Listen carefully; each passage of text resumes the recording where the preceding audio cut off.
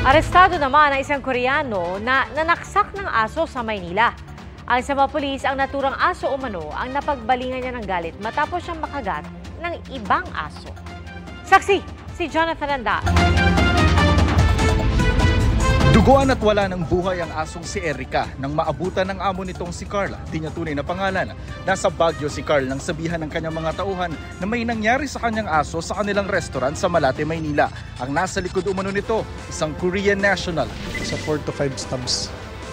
Saksak sa likod, sa kilikili, sa leeg. So sabi, nakainom daw 3 years mula pandemic. Napamahal na rin sa amin yung aso na yun. Kahit stray dog lang yun. Sobrang mahal namin.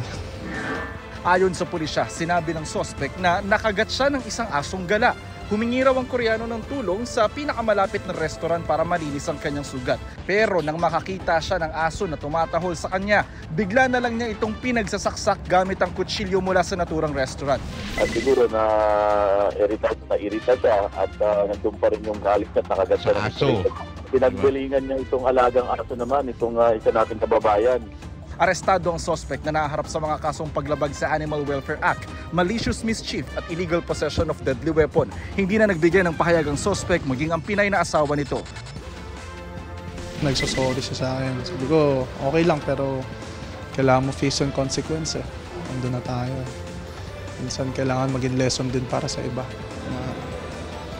Mahaba maging pasensya natin sa mga stray dogs na yun dahil tayo rin makakaintindi sa kanila. Kahit po ito ay isang aspin o asong Pinoy o isang breed ay pare-pareho po ang pamantayan ng batas natin. Kinakailangan po talaga na merong mag-witness, maglakas ng loob na mag-file ng complaint. Para sa GMA Integrated News, Jonathan Andal ang inyong saksi. Mga kapuso, sama-sama tayong maging saksi. Mag-subscribe sa GMA Integrated News sa YouTube at para sa mga kapuso abroad, samahan niyo kami sa GMA Pinoy TV at sa www.gmanews.tv.